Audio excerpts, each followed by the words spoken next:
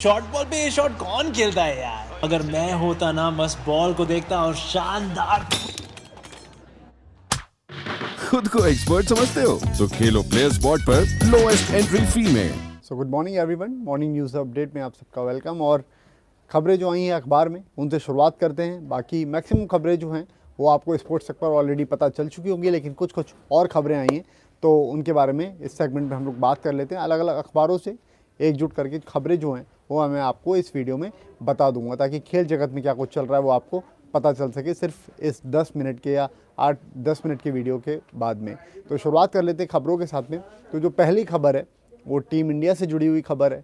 Australia में जो प्रदर्शन टीम इंडिया की तरफ से हुआ था, जो स्टार प्लेयर्स ने वहाँ पर जो प्लेयर्स ने वहाँ पर प्रदर्शन करके अपने आप को एक सितारा घोषित किया, जिस तरह से ऋषभ पंत ने बल्लेबाजी करी थी, टी नटराजन हो गए, मोहम्मद सिराज हो गए, तो ये सारी जो प्लेयर्स थे, ये सारे प्लेयर्स का जो नाम था, अब आईसीसी ने एक नई चीज़ शुरू करी कि वो प्लेयर ऑफ द मंथ का, क्रिकेटर ऑफ द मंथ का एक अवार्ड भी दिया करेंगे। तो उसके जो कंटेंशन है उसमें ये सारे प्लेयर्स शामिल हैं। सबसे ऊपर जो दो नाम आ रहे हैं निकल करके वो आ रहे हैं ऋषभ पंत और आर अश्विन।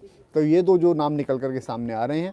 इसके अलावा टी नटराजन भी उस लिस्ट में है, मोहम्मद सिराज भी उस लिस्ट में है, और इस तरीके से जो प्लेयर्स हैं वो इस लिस्ट में है। और इसका जो चयन होगा, आप सब फैंस भी जा कर के इसके लिए वोटिंग कर सकते हैं। और आईसीसी ने एक ये नया अवार्ड शुरू किया है कि हर साल हम देखते थे क्रिकेटर ऑफ द ईयर का अवार्ड रहता था, लेकिन अब से क्रिकेटर ऑफ द मंथ का अवार्ड भी रहा करेगा। तो उसके लिए रविचंद्रन अश्विन और ऋषभ पंत का नाम सबसे ऊपर है, उसके बाद टी नटराजन, मोहम्मद सिराज, और इस तरह से फिर खिलाड़ियों के नाम हैं। तो एक खबर ये थी।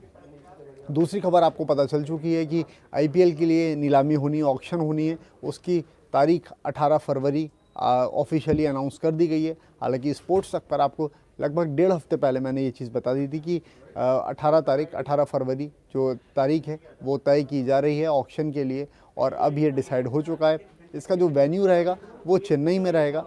तो ये दो चीज़ें बड़ी हैं जो ऑफिशियली अनाउंस हो चुकी हैं।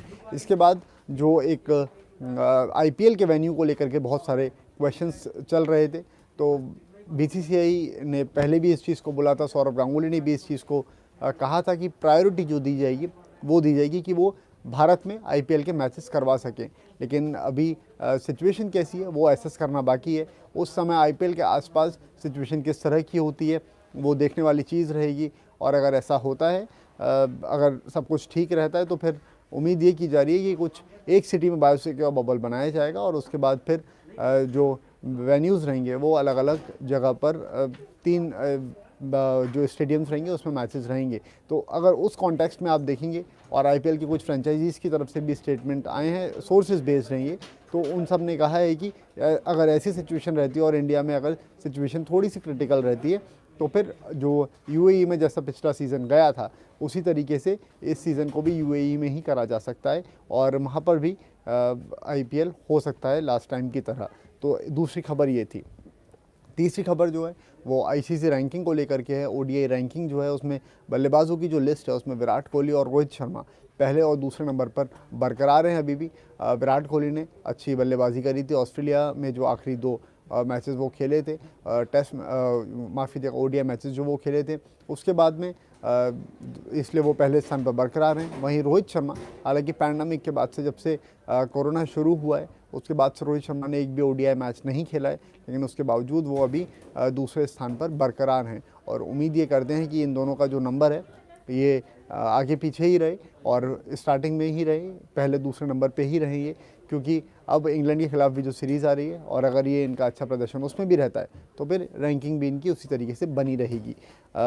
तो ये थी तीसरी खबर। चौथी खबर आप देखेंगे तो फिर आपको सौरभ गांगुली से जुड़ी खबर स्पोर्ट्स तक पर ऑलरेडी पता चल चुकी है, और वही खबर है कि उनको एडमिट किया गया है, और उनका जो उनके एंजियोप्लास्टी होनी है, दोबारा से एक सर्जरी होनी है, उसको लेकर के शाम तक फैसला लिया जाना था, और हो सकता है कि वो उनकी जो सर्जरी है वो आज हो जाए।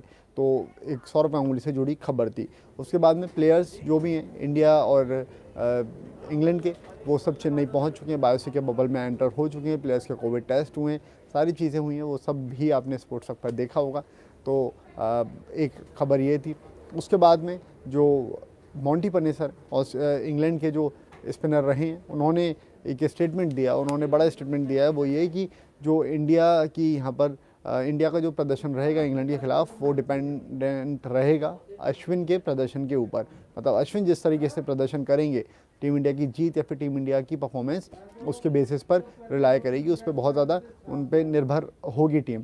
साथ साथ उन्होंने ये भी बोला है कि रविचंद्रन अश्विन के साथ ही जो स्पिनर हैं रविंद्र जडेजा, वो क्योंकि चोटिल हैं तो टीम इंडिया को वहाँ पर एक थोड़ा सा आप कहेंगे कि इंग्लैंड को थोड़ा सा एडवांटेज मिल जाएगा यहाँ पर। लेकिन उन्होंने साथ साथ ये भी बोला है कि अब देखना ये होगा कि जडेजा के जगह पर टीम किसको खिलाती है। जडेजा आपको पता है ऑस्ट्रेलिया जो सीरीज़ हुई थी उसमें चोटिल हुए थे, उनके हाथ पर बॉल लगी थी और उनका जो थंब था वो फ्रैक्चर हो गया था, डिसलोकेट उस समय हो गया था।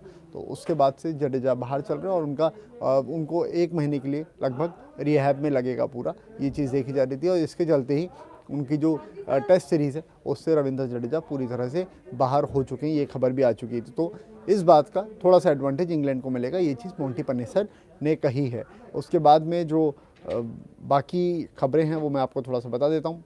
सैयद मुश्ताक अली ट्रॉफ़ी चल रही है, उसमें ज़बरदस्त कल मैच देखने के लिए मिला। बड़ौदा को जीत हासिल हुई है और दूसरी तरफ राजस्थान को जीत हासिल हुई है और इन दोनों टीम्स ये जो दोनों टीम्स हैं इन्होंने सेमीफाइनल में जगह अपनी बना लिया। तो सेमीफाइनल मुकाबला जो है वो 29 तारीख को होगा।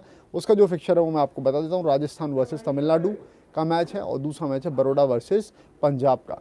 तो ये चारों टीम्स भिड़ेंगी और सैयद मुश्ताक अली ट्रॉफ़ी के फाइनल में जिनमें से जो 2 टीम्स जीतेंगी उनकी जगह रहेगी। तो फिर देखना यही होगा कि जिस तरीके से बड़ौदा ने इस मैच में जीत हासिल करके आगे पहुँचे हैं, उनकी तरफ से जो शानदार प्रदर्शन देखने के लिए मिला है क्या वो कंटिन्यू रहता है, और इसी चीज़ पर सबकी नज़रें रहेंगी। उसके अलावा नॉन क्रिकेटिंग फील्ड से जो खबरें हैं वो थाईलैंड वर्ल्ड टूर जो चल रहा है, वर्ल्ड टूर फाइनल्स जो चल रहा है, उसका जो पहला राउंड हुआ था बी ग्रुप में पीवी सिंधु और किदाम्बी श्रीकांत खेल रहे थे, वो उससे बाहर हो चुके हैं। दोनों खिलाड़ियों को हार मिली है। और उसके अलावा फुटबॉल फील्ड से जो खबर है वो मैं आपको बता देता हूँ। इंग्लिश प्रीमियर लीग चल रहा है, उसमें मैनचेस्टर सिटी ने ज़बरदस्त प्रदर्शन किया और वेस्ट ब्रोम से उनका मैच था, उसको 5-0 से उन्होंने जीता।